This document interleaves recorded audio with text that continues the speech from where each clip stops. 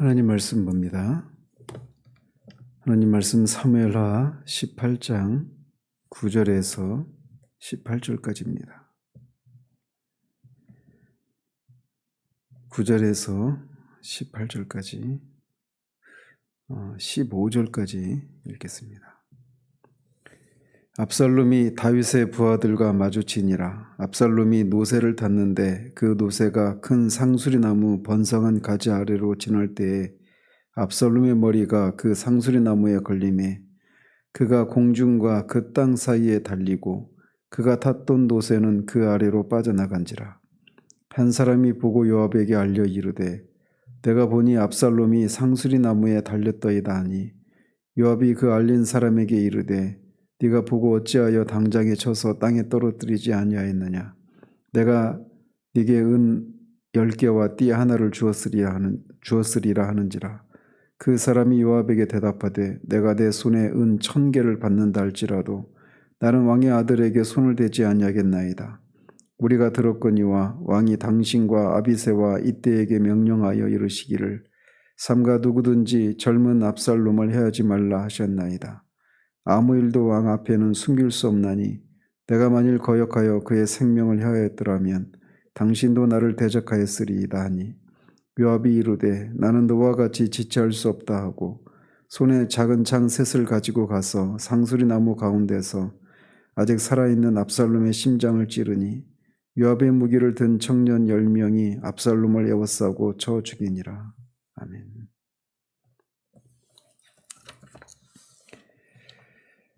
지난주는 다윗의 군대가 에브라임 수풀에서 압살롬이 이끄는 군대에 큰 승리를 거두었다라고 하는 이 내용까지 살폈습니다.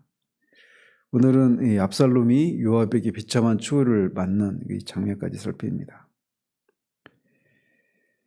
한편 이 다윗을 따르는 군대가 압살롬을 따르는 이스라엘 군대를 이겼다라고 하는 내용은 단지 그냥 3절만 할애를 하고 있는 반면 압살롬의 이 비참한 최후에 대해서는 무려 9절을 할애해서 자세하게 상수를 하고 있습니다. 이것을 통해서 이 압살롬의 죽음이 다윗의 슬픔과 고뇌에 얼마나 큰 그런 고통과 슬픔을 안겨줬을 것인가 이런 것을 보여주는 것이다라고 할 수 있습니다. 성경에서 이 압살롬에 대한 이 기록이 13장에서부터 시작이 되지 않습니까? 13장에서 18장까지 무려 장수리 6장에 걸쳐서 이렇게 자세히 상술되어 있습니다. 나중에 열왕기서를 살피겠지만 히스기야 왕 같은 경우에도 열왕기에서는 4장 정도만 할애되어 있습니다. 그런데 이 압살롬의 죽음에 대한 이 기사가 압살롬과 관련된 이 기사가 무려 6장에 걸쳐서 기록이 되어 있다. 이건 우리에게 시사하는 바가 큽니다. 이 압살롬이 이렇게 반역을 하고 결국 이렇게 죽게 된 이런 것은 압살롬 개인의 죄에 대한 심판의 의미도 있지만 궁극적으로는 다윗의 그 죄, 밧세바를 범하고 우리아를 죽인 그 죄에 대한 하나님의 징계 차원에서 벌어지는 일이라고 우리가 살피고 있지 않습니까? 하나님께서 이 죄 문제를 얼마나 이렇게 크게 다루시는가라고 하는 것을 우리에게 보여주고 있는 그런 의미였단 말이죠. 어쨌든 이렇게 다윗에게 큰 슬픔을 안겨준 이 압살롬의 죽음이 이제 상술하면서 그 시작을 9절에서는 압살롬이 다윗의 부하들과 마주쳤던 이 사건으로 시작을 합니다. 다윗의 부하들과 마주쳤다라고 할 때 이 마주쳤다라고 하는 것은 문자적으로 보면은 얼굴을 마주쳤다 이런 의미가 있습니다. 어쨌든 노새를 타고 있었던 압살롬이 다윗의 부하들을 이렇게 마주치자 그 길로 도망을 막 치는데 도망을 치다가 이 노새가 상수리나무 아래를 지나가다가 상수리나무 가지에 압살롬의 머리가 끼어서 그가 공중에 대롱대롱 달리게 되었다라고 기록을 하고 있습니다. 여기서 이 머리는 머리카락이 아니라 문자 그대로 머리입니다. 원어를 보면 로쉬라고 되어 있습니다. 로쉬. 영어로 헤드입니다. 머리카락에 해당되는 단어는 앞에 17장에 압살롬의 머리카락에 대한 그런 묘사가 나오지 않습니까? 그런데 그 거기서 머리카락으로 번역된 이 단어의 원어를 보면 로쉬가 아니라 세아르라고 하는 그런 영어로 헤어죠, 헤어. 그래서 단어가 다릅니다. 그래서 우리가 그냥 저도 어려서부터 계속 머리카락이 달렸다 이렇게 그가 자랑스럽게 생각했던 머리카락이 오히려 그 나무까지 달려서 그 머리카락이 그가 죽게 되는 그런 빌미를 제공했다. 이런 식으로 거기에 따른 어떤 교훈들 이렇게 받는 이런 식으로 저도 이렇게 들었었는데 오늘 보면 헤어가 아니라 헤드입니다. 머리카락이 아니라 머리가 그렇게 상수리 나무 가지에 끼었다라는 그런 의미가 있습니다. 그렇게 되어 있습니다. 즉 압살롬의 머리가 상수리 나무 가지에 끼어버리고 만 겁니다. 그리고 거기에서 빠져나오지 못한 채 이렇게 달려 있었단 말이죠. 그러니까 이게 그 정신이 있었다라면 뭐 나뭇가지를 손으로 벌려서라도 그렇게 빠져나올 수 있었을 것인데 그렇게 하지 못하고 매달려 있었던 것으로 보면 그가 그 일을 나귀가 얼마나 빨리 도망쳤겠습니까? 노새가. 근데 막 빨리 도망치는 가운데 그 가속도가 붙으니까 나뭇가지 머리가 딱 끼면서 아마 그 충격으로 기절을 했거나 이런 상태였던 것으로 보여집니다. 또 마침 그를 도울 수 있는 그런 군사들도 주변에 없었던 것으로 보여져서 그런 상태로 이렇게 매달리게 된 것입니다. 우리가 알다시피 그는 매우 치밀한 사람입니다. 압살롬이. 암논이 자기 누이 그 다말을 겁탈했을 때 그것에 대한 보복을 위해서 2년 동안 준비하지 않습니까? 그리고 그렇게 죽였던 그리고 반역을 위해서도 4년 동안 치밀하게 그렇게 이스라엘 백성들의 마음을 도둑질하는 그런 일들을 하지 않습니까? 그러니까 이번 전쟁도 역시 후세의 그 계략을 따라서 전 이스라엘 군대를 모병을 해가지고 이렇게 전쟁에 임했던 그가 이렇게 허망한 그런 최후를 맞이하고 있는 장면을 보게 됩니다. 이것을 통해서 우리가 알 수 있는 것은 하나님의 뜻을 거스른 자 이런 허망한 최후와 이 최후를 통해서 하나님께서 인간 역사를 주장하시는 분이시다라고 하는 것을 여기서 보여주고 있는 겁니다. 한편 우리는 뭐 오늘날의 개념을 가지고 보면 노새라고 하면 그렇게 어떤 존귀의 상징처럼 생각하기가 쉽지 않은데 오히려 막 백마 이런 것이 왕이 탈 그런 짐승으로 생각하지 않습니까? 그런데 당시 이스라엘에서는 노새는 왕족들이 타는 그런 짐승으로 그렇게 여겨졌습니다. 그런데 이 압살롬은 스스로 자신이 왕이라고 하는 것을 그렇게 자처했고 그것을 이 전쟁터에서마저도 노새보다는 그 말이 훨씬 더 그런 어떤 전쟁을 수행하는 데 있어서 효율적인 그런 동물임에도 불구하고 말이 아니라 노새를 타는 것을 통해서 여기에서도 자신이 왕이라고 하는 어떤 허세 이런 것들을 보여주고 있는 겁니다.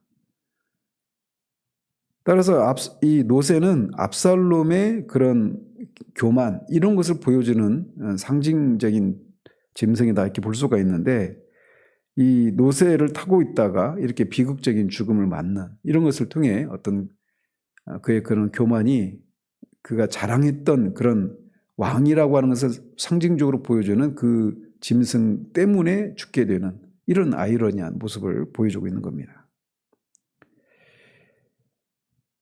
이렇게 압살롬이 상수리 나무에 달려있는 것을 본 한 사람이 요압에게 그 사실을 알렸습니다. 여기서 상수리 나무에 달려있다라고 할 때 그 달려있다라고 하는 말이 신명기 21장 23절에 보면 나무에 달려 죽은 자마다 하나님께 저주를 받은 자다. 이런 말씀이 있지 않습니까? 거기서 달려있다라고 하는 거가 똑같습니다. 그래서 상수리 나무에 그의 머리가 달려서 있는 이 모습, 이것은 이 압살롬의 죽음이 이제 하나님의 저주를 받은 죽음이다라고 하는 것을 그 죽음의 그런 나무에 달려있다가 죽은 이런 모습을 통해 그 사실을 이렇게 상징해 준다라고도 할 수가 있습니다. 한편 뒤에서도 나오지만 이 전쟁의 이 성격은 군인들을 다 그 몰살시켜야 이기는 전쟁, 정복 전쟁이 아니라 적의 수장만 죽이면 끝나는 그런 성격의 전쟁이었습니다. 따라서 압살롬만 죽이게 되면 이 전쟁은 끝나는 그런 전쟁임에도 불구하고 이 사람이 그렇게 나무에 달려서 그렇게 대롱대롱 달려있는 압살롬을 죽이면 전쟁이 끝나는데도 죽이지 않았던 것은 앞에 이 전쟁을 출정할 때 다윗이 이 세 명의 군 지휘관들에게 젊은 압살롬을 너그러이 대해달라라고 이렇게 명령을 내린 이 말을 이 사람도 들었기 때문에 그렇습니다. 아무튼 이 사실에서 우리가 볼 수 있는 것은 이렇게 이 병사조차도 압살롬을 너그럽게 대해달라고 하는 이 다윗의 이 오락가락하는 이런 명령을 가진 채 전쟁에 임했단 말이죠. 따라서 이 적의 수장을 죽이면 끝나는 이 전쟁에서 적의 수장을 죽이지 말아달라라고 하는 이런 이 상황을 그런 말을 듣고 전쟁에 임했는데, 그렇게 됐을 때 이 전쟁에서 이긴다라고 하는 것이 쉽지 않은 것 아니겠습니까? 그럼에도 불구하고 다윗을 따르는 군대가 이겼다라고 하는 것은 이 전쟁의 승리가 이 하나님의 손에 의해서 이루어진 일이다라고 하는 것을 말해주는 겁니다. 그리고 동시에 어찌 보면 이 말단에 있는, 그래서 이름조차 없는 이 병사가 이렇게 압살롬을 죽이는 것을 주저하고 있었던 이런 것을 통해서 알 수 있는 것은 다윗이 역설적이게도 압살롬을 얼마나 아끼었는가라고 하는 것을 보여주는 그런 모습이라고 할 수 있습니다. 어쨌든 이 사람의 보고를 받은 요압은 그 사람을 책망해서 왜 당장 압살롬을 쳐서 땅에 떨어뜨려 죽이지 않았느냐라고 책망을 합니다. 만약에 네가 그렇게 했다라면 내가 너에게 은 10개와 띠 하나를 주었을 것이다. 이렇게 얘기를 하죠. 그러자 그 사람은 요압이 압살롬을 죽인 것에 대한 보상으로 은 10개가 아니라 은 1000개를 준다 하더라도 자신은 왕의 아들에게 손을 대지 않을 것이다 라고 대답을 합니다. 그것은 그 사람도 다윗이 요압 당신과 이때와 아비새에게 젊은 압살롬을 너그러이 해하지 말라라고 하는 이런 말을 하는 것을 들었는데 어떻게 그걸 죽일 수 있겠느냐라고 말을 하고 있는 겁니다. 그러면서 13절에서도 왕 앞에서는 어떤 것도 숨길 수가 없기 때문에 자신은 왕의 명령을 어기고 압살롬을 죽일 수 없다라고 말을 합니다. 그리고 설령 이 왕의 명령을 어기고 자기가 압살롬을 죽이게 되었다라면 아마도 나에게 은 10개를 띠 하나를 주겠다라고 요압 당신마저도 자신을 대적할 것이다. 이렇게 답변을 합니다. 사실 요압은 그렇게 하고도 남을 만한 그런 인사죠. 그래서 그가 얼마나 이 어떤 자신을 인정받고자 하는 그런 인정 욕구, 그런 어떤 그 승진에 대한 그런 욕심, 자신의 그런 어떤 안위를 확보하고자 하는 그런 것들이 얼마나 강한 그런 존재입니까? 매우 기회주의적인 그런 존재이지 않습니까? 그래서 다윗이 우리야를 죽이라라고 하는 그런 편지를 받았을 때 의심이 여지도 없이 그냥 죽여버리지 않습니까?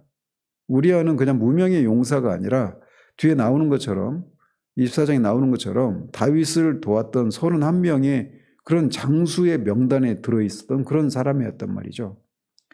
그런 어떤 유명한 그런 장군조차도 그냥 그 다윗에게 인정받기 위해서 그냥 단칼에 그를 죽음의 위기에 몰아넣어서 그게 죽였던 요압이라면 이 말단에 있는 이 병사가 압살롬을 죽인 것을 얼마나 그 기회를 가지고 또 그 왕의 명령을 어기고 이 사람이 죽였다 하면서 그를 죽여야 된다라고 얘기를 하지 않겠습니까?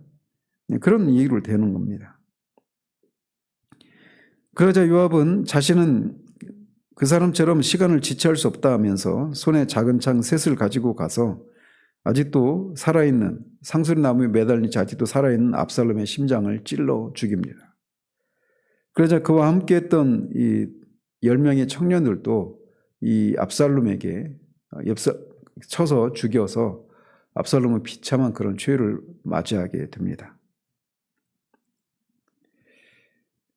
아무튼 당시 이 요압이 다윗의 명령을 이렇게 들었음에도 불구하고, 그래서 이 말단 병사들까지도 그 명령을 알고 이렇게 죽이려고 하지 않았음에도 불구하고 요압이 이렇게 압살롬을 죽인 이유는 몇 가지 이유가 있을 수 있습니다. 어떤 정치적인 이유도 있을 수 있습니다. 만약에 압살롬을 죽이지 않는다라면 다윗이 그렇게 자신들에게 부탁했던, 명령했던 이 얘기를 들어보면 왕이 분명히 압살롬을 용서해 줄 것이다 라고 하는 생각을 했겠죠.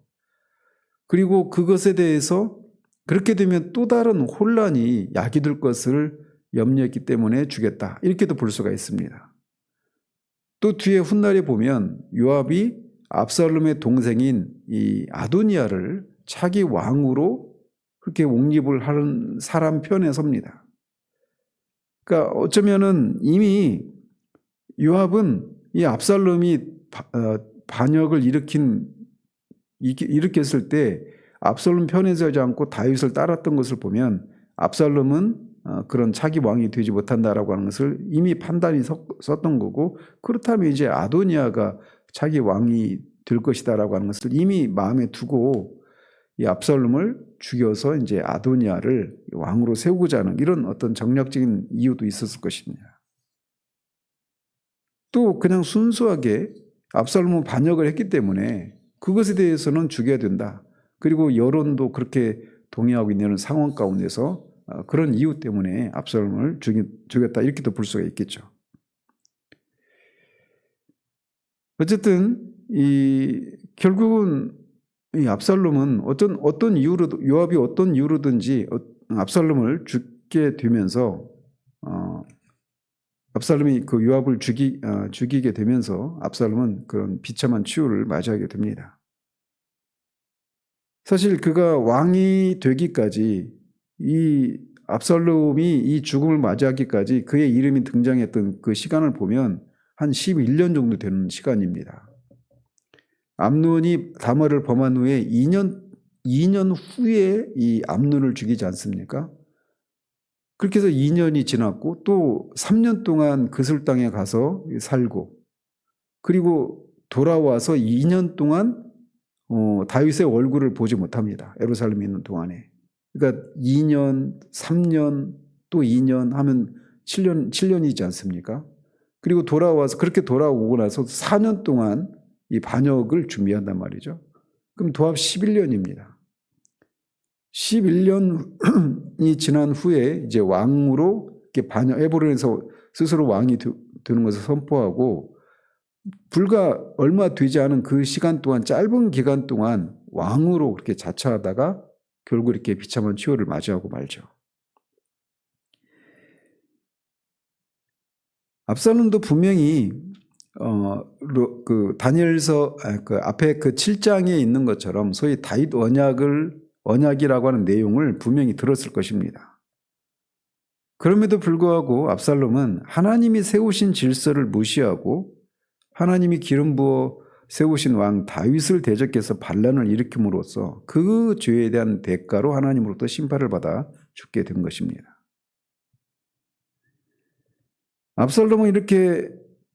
압살롬을 죽이고 나자 이제 더 이상 피를 흘릴 필요가 없게 되었다고 판단한 요압은 전쟁의 종식을 의미하는 나팔을 붑니다.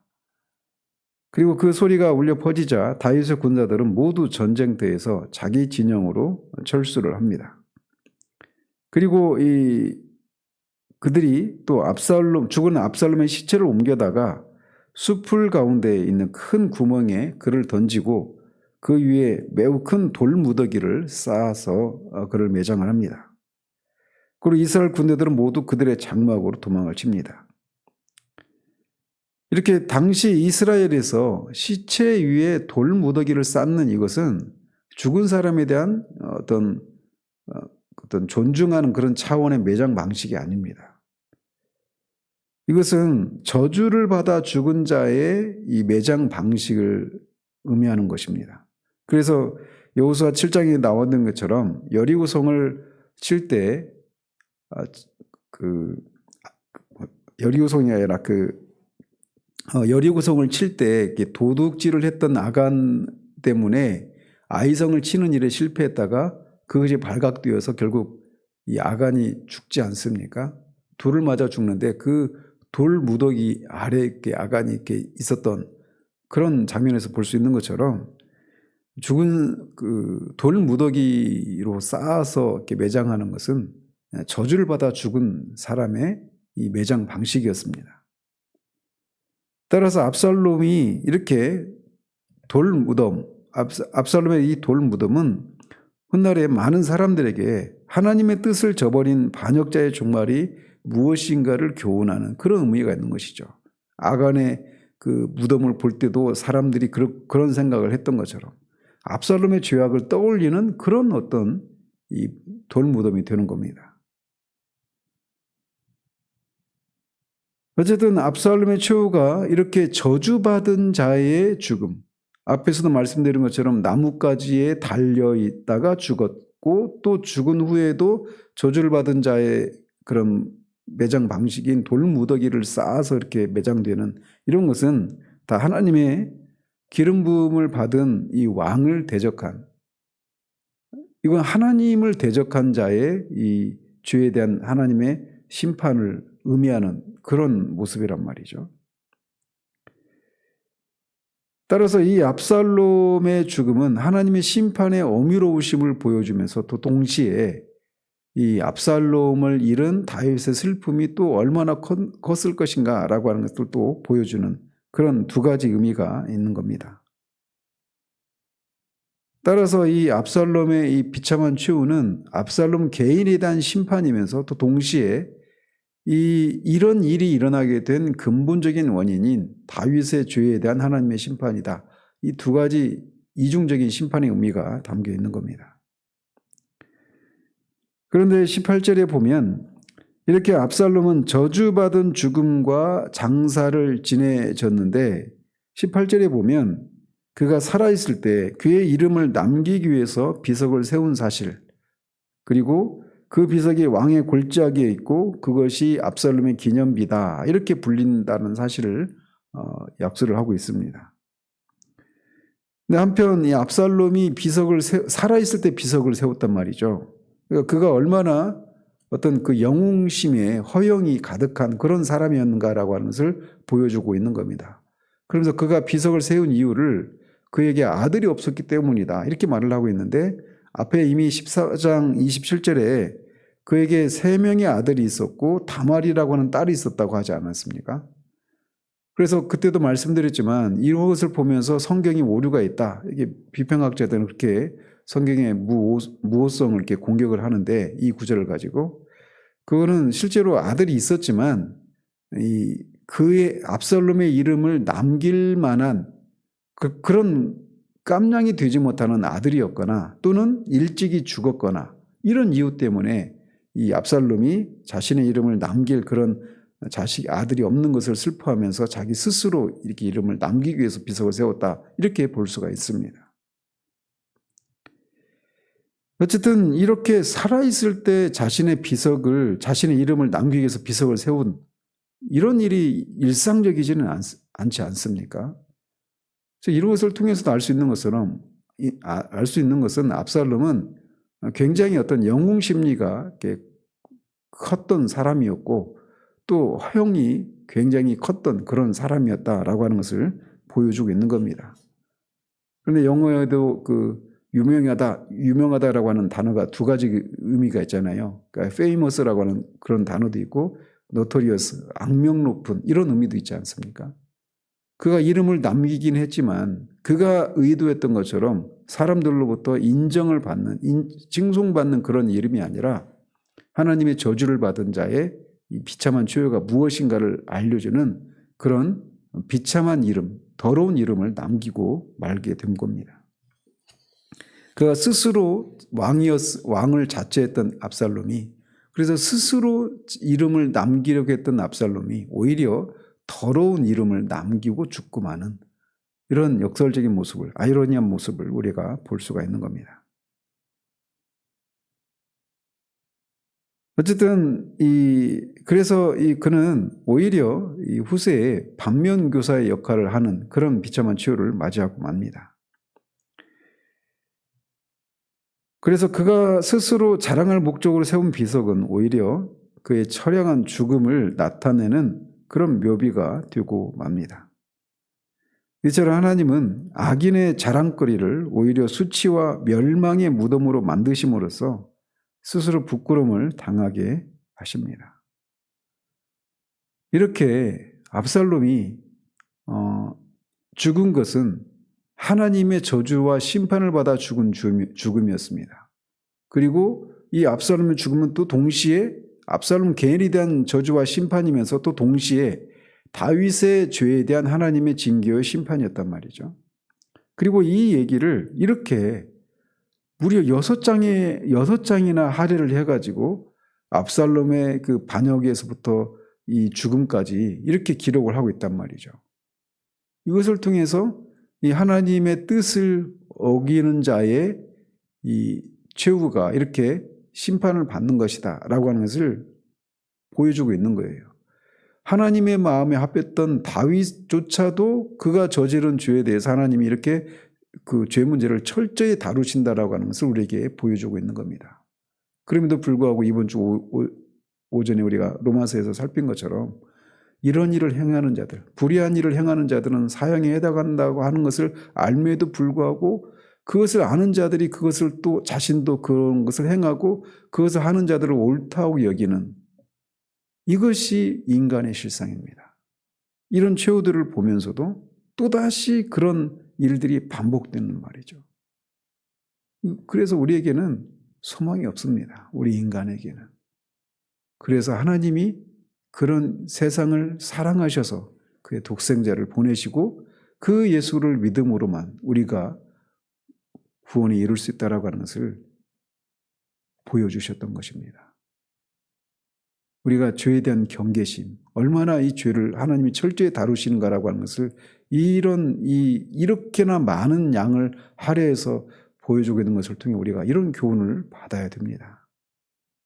그러면서 동시에 인간이 얼마나 절망적인 존재인가라고 하는 것을 보면서 오직 유일한 소망은 예수 그리스도를 믿는, 예수 그리스도의 그 복음밖에 없다라고 하는 것을 우리가 다시금 기억할 수 있는 그런 우리들 되기를 바랍니다. 기도하겠습니다. 하나님 아버지, 스스로 왕으로 자처하고 왕이 상징인 노새를 타고 전쟁에 임하고 또 스스로 이름을 남기기 위해서 살아있을 때 비석을 세우기까지 했던 압살롬이 결국은 이렇게 비참한 최후를 맞이하고 오히려 더러운 이름만 남긴 채 쓸쓸히 죽어가는 이 장면을 봅니다. 그 죽음은 결국 하나님의 저주를 받아 심판을 받아 죽은 죽음이었음을 우리가 말씀을 통해 보게 됩니다. 그리고 또 동시에 이 압살롬의 죽음은 그 개인의 죄에 대한 심판이면서 또 동시에 하나님의 마음에 합했던 신정왕국 이스라엘의 왕인 다윗이 저지른 죄에 대한 심판이었음을 우리가 또 보게 됩니다. 따라서 죄에 대해서 하나님이 철저히 그렇게 공의의 심판을 행하시는 분이심을 우리가 이 아침에 다시금 되새기며 죄에 대해서 우리가 경각심을 가지고 혐오하고 미워하는 그런 우리들 되기를 원합니다. 그런 역사 속에서 이렇게 죄에 대해서 하나님이 심판을 행하신다라고 하는 것을 보여줌에도 불구하고 그것을 무시하고 하나님은 그런 심판을 거절한 채 죄를 행하고 또 그것을 행하는 자들을 옳다 여기는 그것이 우리 인간의 실상임을 또한 우리가 기억하며 그런 우리에게 하나님이 그리스도를 이 땅에 보내시고 구원에 이르게 하시는 유일한 그 방법을 행하신 그 은혜를, 그 복음을 다시금 기억할 수 있는 우리들 될 수 있도록 도우시길 원합니다. 예수 그리스도 이름으로 기도합니다. 아멘.